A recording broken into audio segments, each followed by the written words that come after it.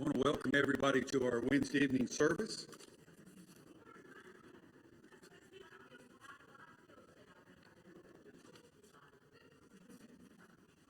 We're going to get started with a couple of songs, and I have chosen two from the 19th century, so I know Adam will be pleased with that.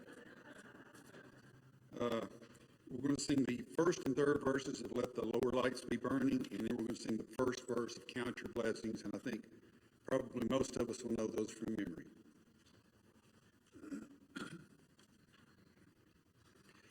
Brightly beams our Father's mercy from His light as evermore. But to us He gives the keeping of the lights along the shore. Let the Lord lights be burning, send a gleam across the way. Some poor faint struggling seaman, you may rescue, may save. Trim your feet, oh and my brother. Some poor sailor tempest tossed, trying now to make the harbor in the darkness may be lost. Let the Lord light be burning, send a gleam across the way.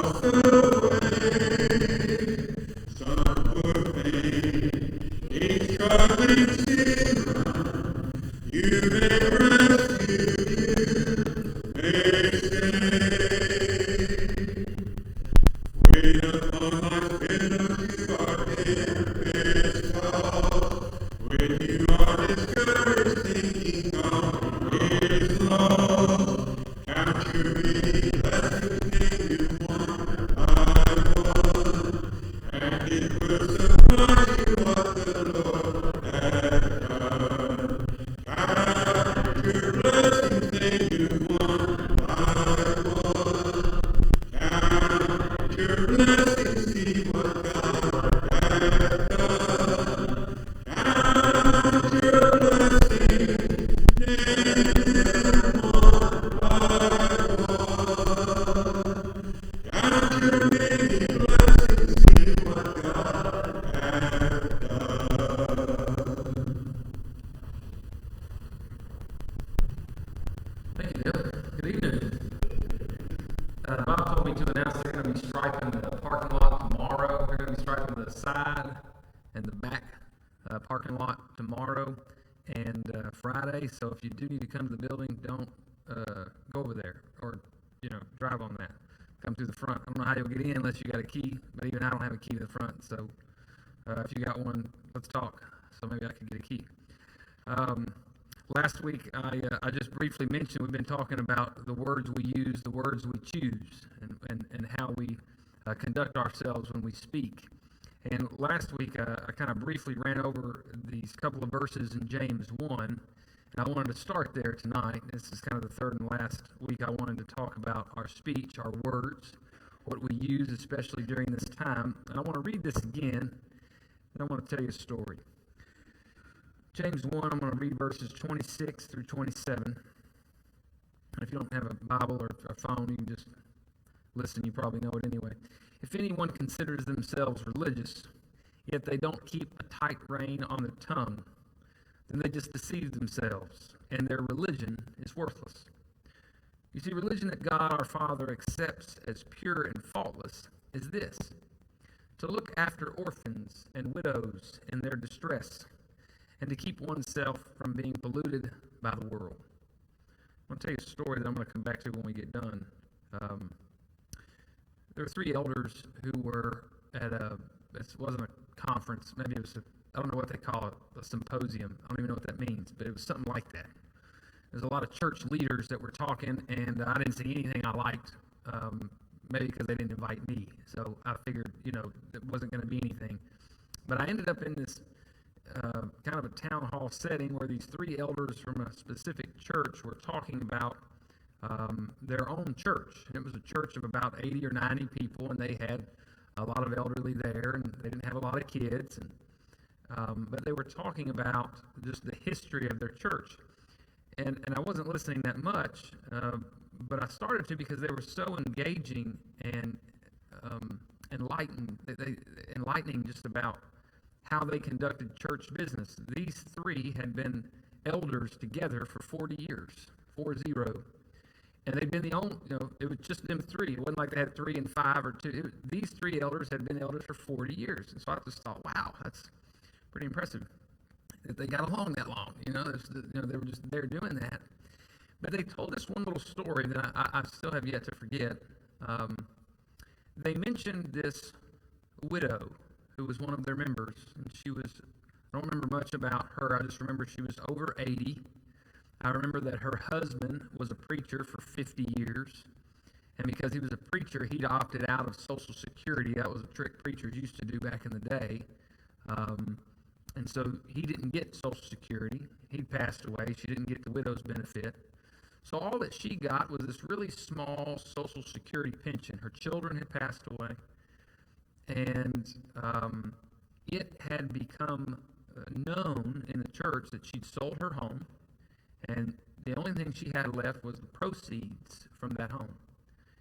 And so she rented this small little apartment, and this is really fixed income here. I think she might have been getting $200 or $300 a month in a stipend from the government.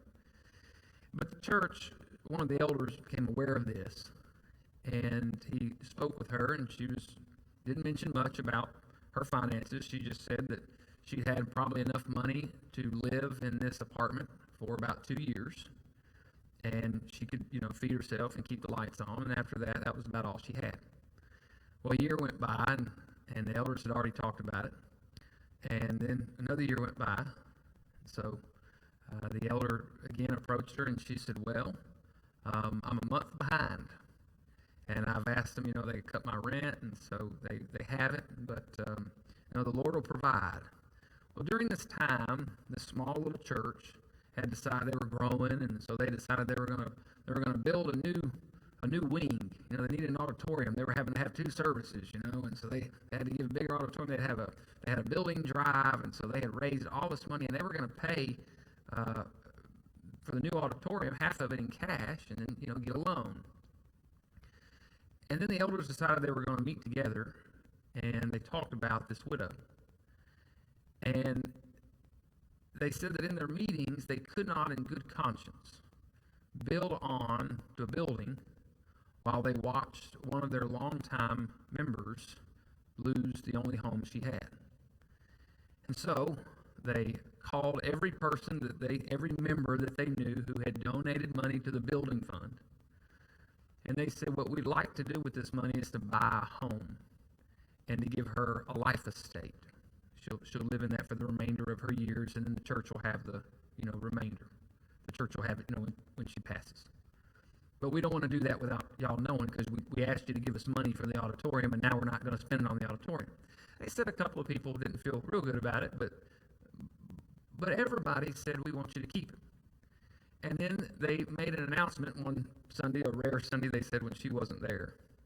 And they said, if we've missed anybody, or if any of you gave cash, if you would not like for this to happen, all you have to do is to come forward and come to one of our elders, and you say, well, I gave $2,000 in cash or something, I want it back. We're not going to ask you questions or to show us proof. We're just going to cut you a check. Well, we're going to buy a home. And they bought a home for this widow right next to church. And she lived there for about 8 years in this home. The church also gave her a monthly stipend until she passed. And I just remember sitting here listening to this story, just totally enthralled by it, about what that church did. I thought that was just an amazing thing. And I'm not saying churches better do this or else or anything, but I was just really impressed with these 3 guys. They just decided they were going to do that. But what I remember most is afterwards I have to go up and meet them, because I like to talk and ask questions. And I said, what drove you to that decision? What was on your mind when you did that? Because they'd had a 2-year building campaign. Now, you having the bulletin, and and they've been raising money. And all of a sudden, you're just going to not add on to the building. And they never did. They never added on to the building. And I said, now all of a sudden you're gonna do. And by the way, they've already sold the house. They don't even have that. I mean, it was just they just never did it. And one of them said what I told you. He couldn't, in good conscience, build onto a building while watching one of their longtime members lose her home. But it was the guy all the way to my right, and he was pretty quiet the whole night. And I thought he was the meanest looking one. There's always a mean elder. I don't know which one we have, but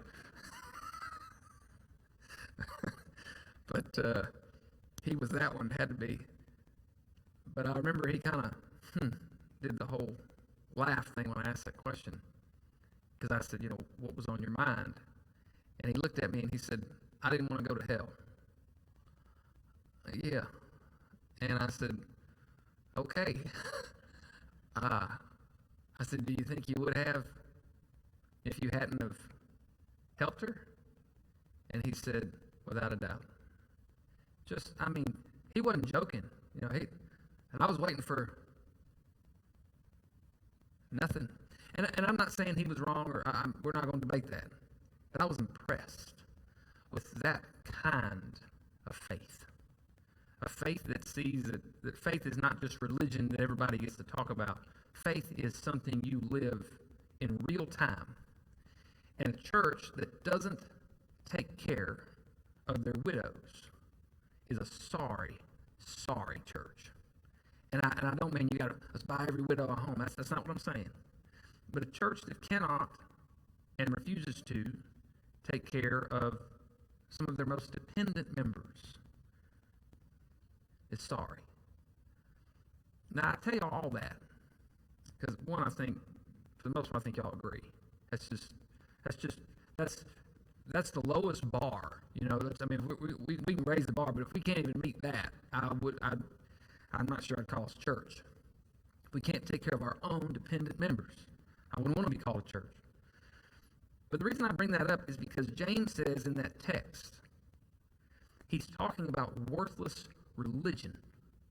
Religion, he says, anyone who considers themselves religious and yet they didn't keep a tight rein on their tongue, well, their religion is worthless. And then he says, let me tell you a religion that's acceptable and pure and faultless. And it's this, the church that looks after orphans and widows in their distress. And you got to kind of read it to make the connection. But what James is saying is, if you don't keep a tight rein on your tongue, you are as sorry as a church that does not take care of their dependent members. And some people may agree that we got to take care of widows. We got to take care of the fatherless. We got to take care of the immigrant. We got to do that. But if you don't do it, or if you do that, and yet you can't keep a rein on your mouth or what you type, then you're sorry. And the past couple of weeks we looked at Paul and we looked at James last week, but we've touched on Proverbs, but I wanted to end this 3 weeks just in Proverbs because Proverbs is very specific about the kinds of things you need to not say and the kinds of things you need to say. And so instead of being complicated or once again talking about maybe the kinds of things we need to think about, what I thought I would do is just give you some Proverbs. If you wanted to write them, we ain't got no pencils no more. If you got a phone or if you had a Bible.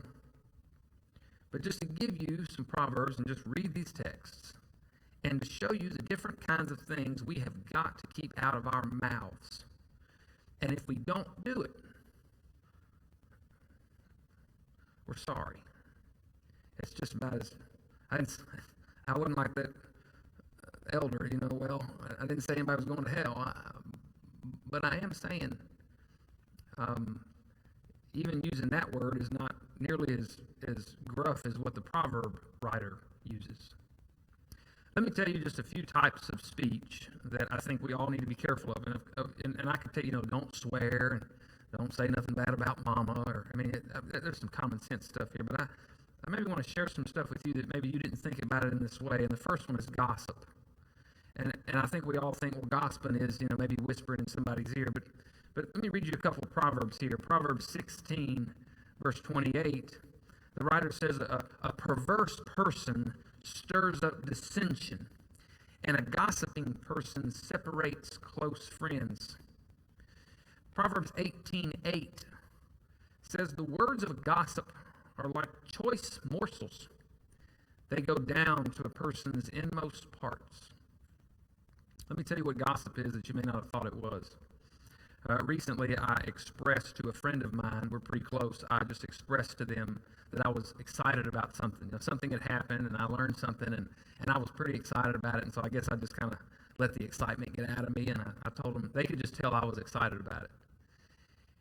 And then the next day, that person was with another person, and I'm kind of standing there, and they said, yeah, Adam was real excited about that.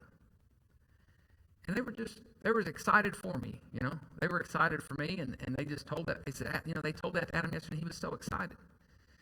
And the third party walked away, and I went up to my friend, and I said, hey, two things.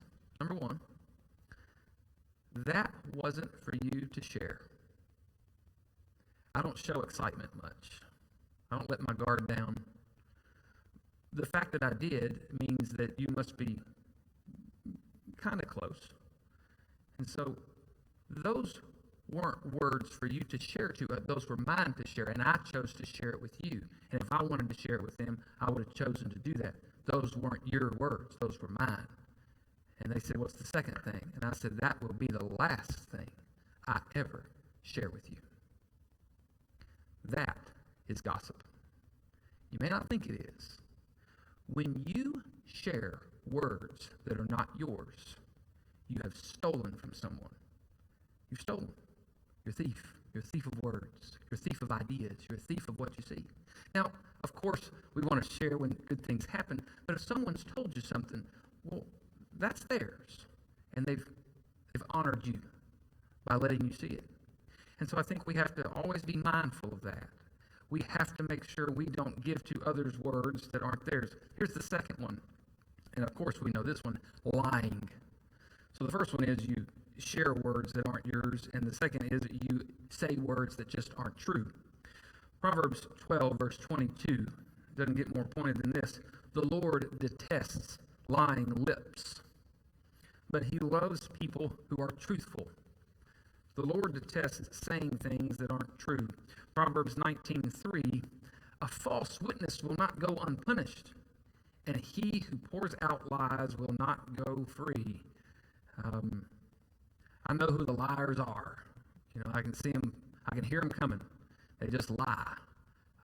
And people who are known not to tell the truth are not people to trust, and they're sure not people that you want to be around. And I think Proverbs and the other biblical writers, or even back to the Ten Commandments, not only should we not share words that aren't ours to share, we should not say words that should not be said, especially if they're not true.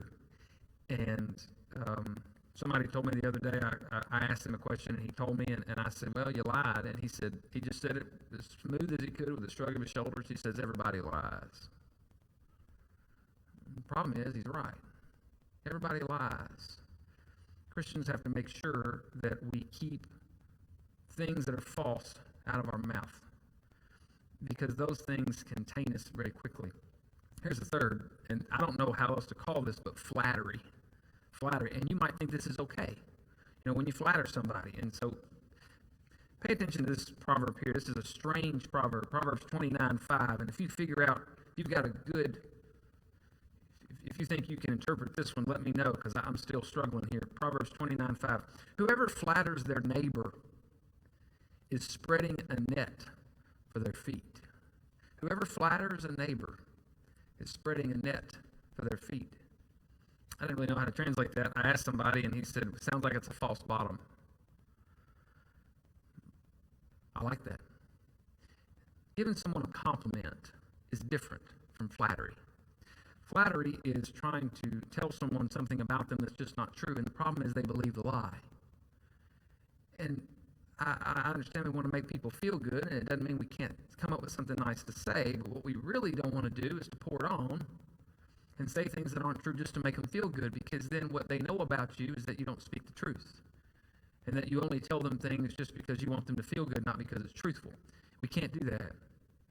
We have to make sure that we speak kind words, but we don't just want to do it and make up something so that they can feel, to give them a false bottom. We don't want to give them a net. I think Christians have to learn to speak truthfully and speak truthful words. Last two, and you can look through the one sin Proverbs speaks about the most is your mouth. It is hands down the one that's talked about the most. So these are just 5 that I picked that I see a lot as I'm trying to read through the Proverbs again. Words of anger. Words of anger. So words that are tied to an emotion. If you're a person who gets emotional, that's okay. I get emotional. If you're a person who gets emotional and talks, you don't ever want to talk with emotion. You might show emotion. You might, watching a football game, and that's fine.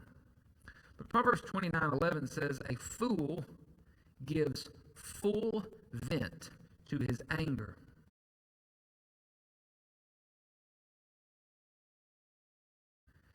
Proverbs 15:1.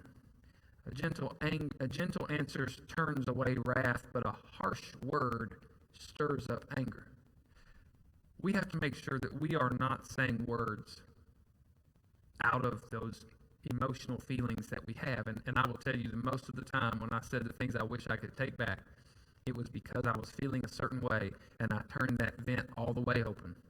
When you do that, think to yourself about your car vents, or maybe even your house vents. You've got that little switch right here that turns it off. My daughter kicks that off all the time, whether it's 0 degrees and the heat's on, or whether it's 100 degrees and the air. I don't know why. She just doesn't want air in her face. And if I go out in the car in the middle of February, I want I might leave a car on for 2 days if it'll be warm when I get in. And when it's as hot as it was back in end of July, it's worth getting the car stolen to leave that air on, just so you're not burning up when you get in. But my daughter will close the vents, and I'll get in there and I'll think, man, it's just hot.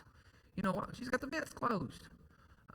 She just does it, and I'll kick them open, and now it's just blowing a bunch of dust, because she was there a while back and I didn't think about it. And when I read that, I thought about all that air blowing all that dust in my face, and now I'm coughing and everything. That's about what we look like when we get so angry and decide, I'm going to tell that person what's on my mind. That's a bad, bad, bad idea. Don't tell them anything, because what you don't want them to think is that you're a fool, or we'll use Adam's word, that you're sorry. And here's the last, and I call it inappropriate speech, and I ain't talking about swear words. Okay, that's a gimme. Our grandmothers taught us that. Swear words we know that one. But Proverbs puts this another way, it's inappropriate speech. Proverbs 25, verse 20.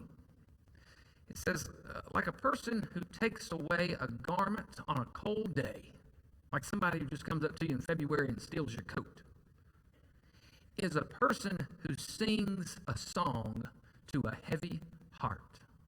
Do y'all understand that? Like a person who steals your coat in the middle of February is like a person who comes up to somebody who's grieving and tries to sing a song to them. That ain't the right time for that music. You remember Ecclesiastes says there's a time for war, there's a time for peace, there's a time to hurt, there's a time to sing.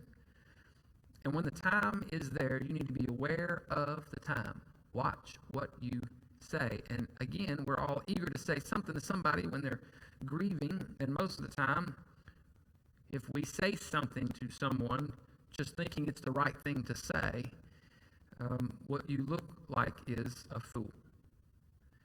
And I've heard people say, at a funeral or something else, well, it'll get better. And I think, not today. And we're sure not encouraged by those words. Proverbs 20:20 says, if a person curses their mother or their father, their lamp will be snuffed out in pitch darkness. A person who would say those kinds of things about their parents is not a person you want to be around. So those are just 5. There's 18 different kinds of speech in Proverbs if you want to, knock yourself out and go find those.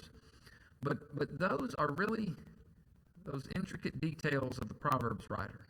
if we are going to have true religion, we need to make sure we don't have those kinds of words on our mouths because the world's watching. I'd like to just end it with that, but instead what I'll do is, if you want some replacement words, let me give you the 4 things. Pick one of these and do these. Don't do the ones we just said. Let me give you these 4. And this is a little repetitive from last week, but I'm just giving you new verses. Kind words. If in doubt, say something nice. Don't flatter. Just say something kind. A gentle answer turns away wrath, but a harsh word stirs up anger. Maybe instead of kind, we'll just say gentle. Be easy with your words. Be kind with your words. Here's the second. Peaceful words. I'm going to tell y'all from now until, I'm not looking at my watch, I'm looking at the date. For the next 45 days, am I kind of close? 45 to 50 days? I think the church ought to be leading the way in speaking peaceful words. Because as we get closer and closer to election, no matter what party you vote for, the kind of words that are going to be coming out of the TV and the radio and your telephone and the internet, I promise you will not be peaceful words. They're going to be words that will try to bait you into picking a side. Jesus says, blessed are the peacemakers. But Solomon says, it's a hot-tempered person that stirs up dissension. It's the patient man that can stop the fight. I think we need to be peaceful people, and I have found that the most peaceful people are those who can speak softly and peacefully. Last 2, what's the opposite of lying? The truth. Just say truthful words. Proverbs 16:13, kings take pleasure in honest lips.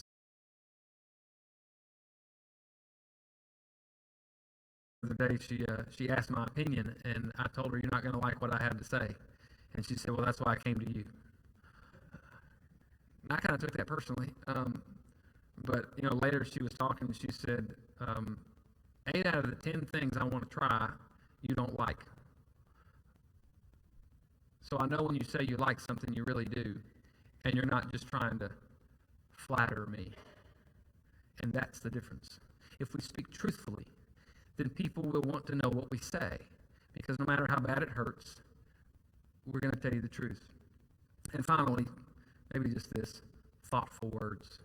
Just thoughtful words. Proverbs 15:28, the heart of the righteous weighs its answers, but the mouth of the wicked gushes evil. In Proverbs 26, verses 4 and 5, the last one, don't answer a fool according to their folly, or you'll be a fool too. Answer a fool according to their folly, or he will be wise in their own eyes. That is 2 of the most confusing verses you're going to find in Proverbs 26. I don't know if you caught it, but did you hear it? Don't answer a fool according to their folly, or you'll be a fool. But the very next verse, answer a fool according to their folly, or they'll be wise in their own eyes. So on the one hand, don't do that. On the other hand, you should do that. I think what the writer is telling us is there's no point in engaging with someone who just wants to speak foolishness. However, you ought not to let foolish people run the show. It's pretty much what he's saying. I think we have to be mindful of what we say, and we have to know when to say it. Timing is everything. So it's not just about what we say. It's not just about how we say it.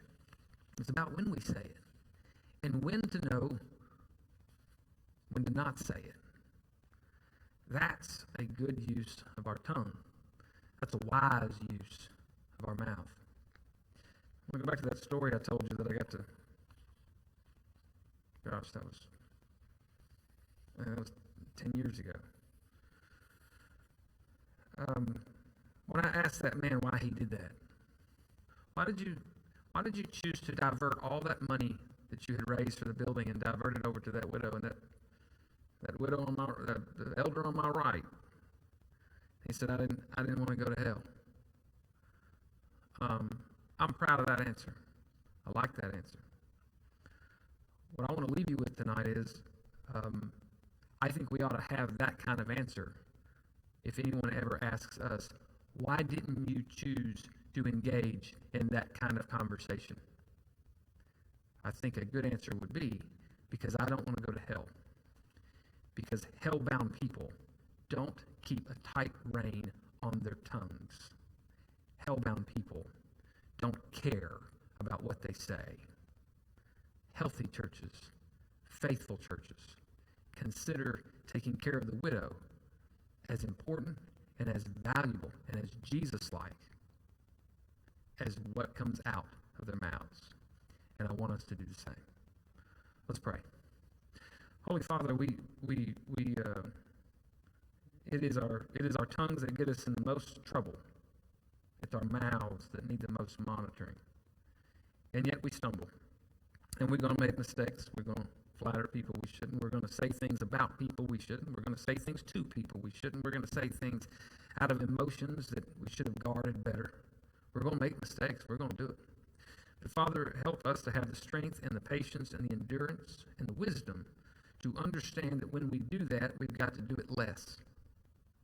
And if we continue to do it, if we continue not to even think about what we say or what we post or what we send or what we write, if we just speak with reckless abandon, then we not only destroy your good name, but we just chip away at the confidence of our own salvation. Father, help us to keep a tight rein on what we say. And at the same time, help us to keep a tight rein and also help us to be mindful and thoughtful. Not just about what we say, but on what we can say to others so that we can help them, even if it means telling people things they didn't want to hear, even if it means telling people that we got to give them their money back, even if it means telling people we've changed our minds. Help us to be honest and help us to be faithful. And most of all, help us to showcase those attributes by what we say, who we say it to, and most importantly, if we choose to say it at all. So in Jesus' name we pray. Amen.